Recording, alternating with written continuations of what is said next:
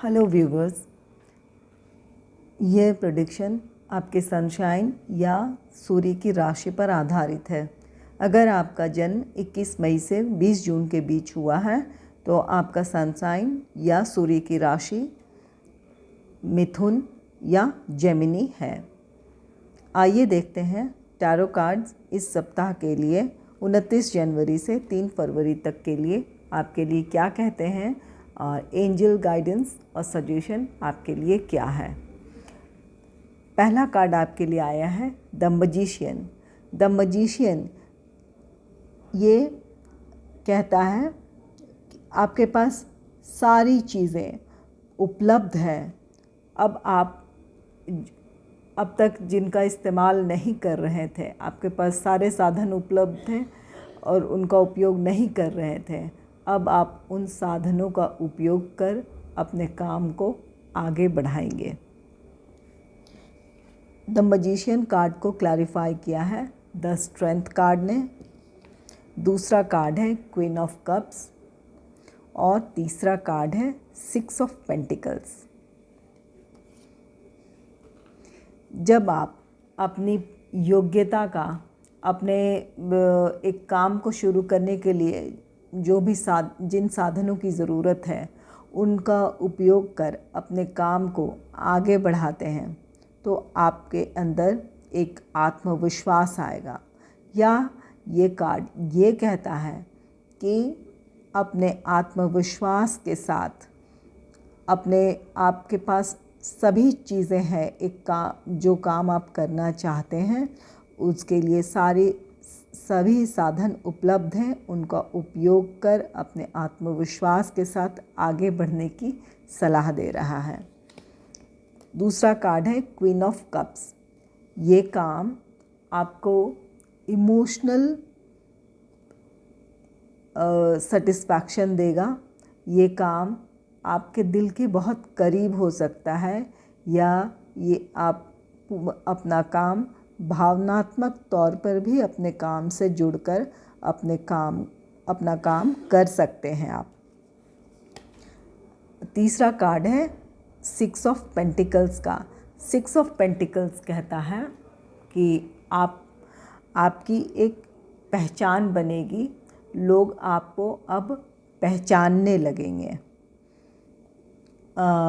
या ये भी हो सकता है कि आप कोई चैरिटी का काम करें। ये चैरिटी पैसों से भी हो सकता है या आपके पास कोई टैलेंट है तो वो आप लोगों के साथ शेयर कर सकते हैं। इस तरह से भी आप दूसरे की मदद कर सकते हैं या अपने एक्सपीरियंसेस को शेयर कर सकते हैं। इस तरह से आप लोगों की मदद कर सकते हैं।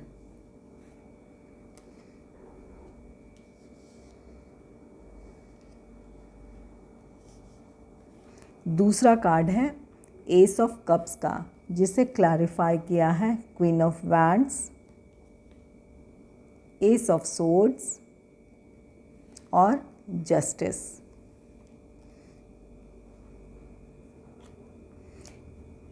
S of cups emotional satisfaction और फाइनेंशियल प्रॉस्पेरिटी को दिखाता है।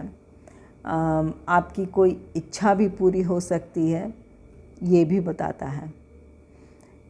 क्वीन ऑफ वैंड्स ये एक रिस्पॉन्सिबिलिटी को दर्शाता है। हो सकता है आपको जॉब, बिजनेस या फैमिली में कोई ऐसी रिस्पॉन्सिबिलिटी दी जाए जहाँ बहुत प्रैक्टिकल होकर काम करने की ज़रूरत है। बहुत अच्छे प्लानिंग के साथ ये बिज़नेस भी हो सकता है तो आपको एक रिस्पॉन्सिबिलिटी दी जाएगी। उस रिस्पॉन्सिबिलिटी को, जॉब हो, बिज़नेस हो या फैमिली में किसी और तरह की रिस्पॉन्सिबिलिटी हो, उसमें बाधाएं तो आएगी लेकिन उन बाधाओं को आप दूर कर लेंगे। वो बाधाएं दूर होगी आपके दूरदर्शिता से।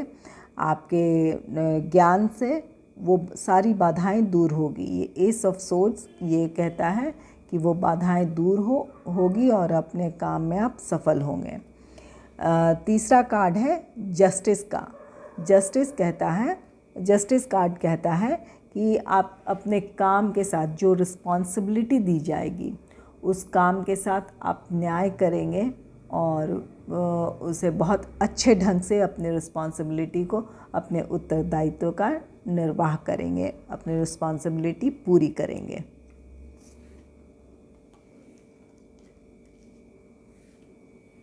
तीसरा कार्ड है पेज ऑफ कप्स का।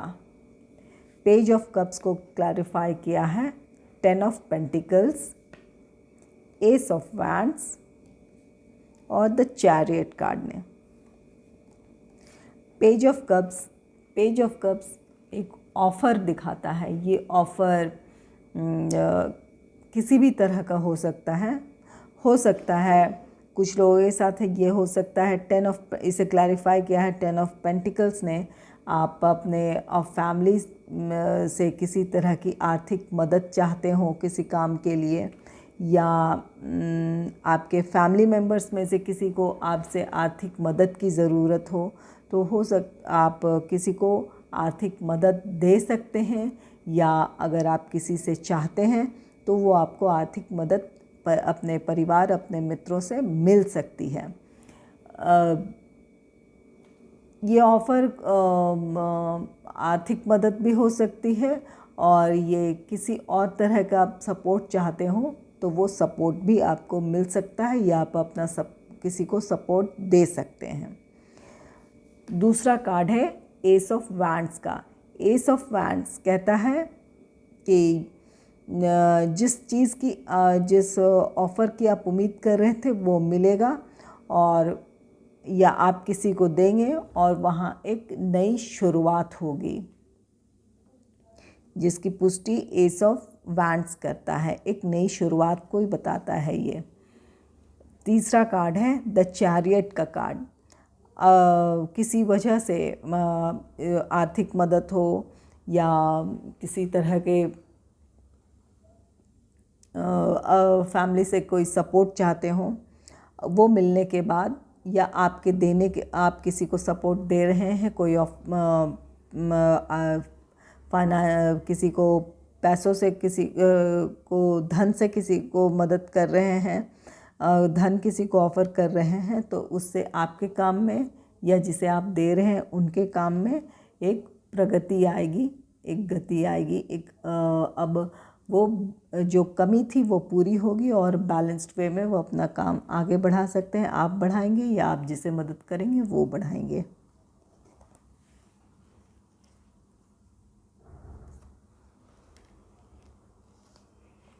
आइए देखते हैं एंजल गाइडेंस क्या है आपके लिए, और सजेशन और गाइडेंस क्या है। पहला कार्ड आया है बी असर्टिव।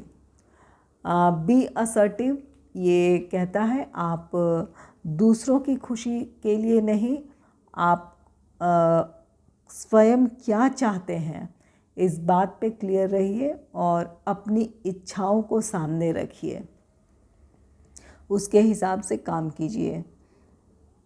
दूसरों को खुश करने के लिए नहीं, बल्कि आपको जिस चीज़ में खुशी मिलती है वो काम कीजिए। दूसरा गाइडेंस कार्ड है ऑनेस्टी का। Honesty will ultimately be rewarded. ये ऑनेस्टी का कार्ड कहता है अपने काम के प्रति, अपने आप के प्रति आप ईमानदार रहिए, और ये ईमानदारी ज़रूर आपको इसका अच्छा फल देगी।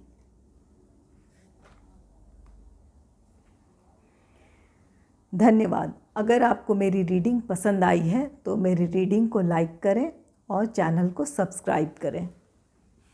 धन्यवाद।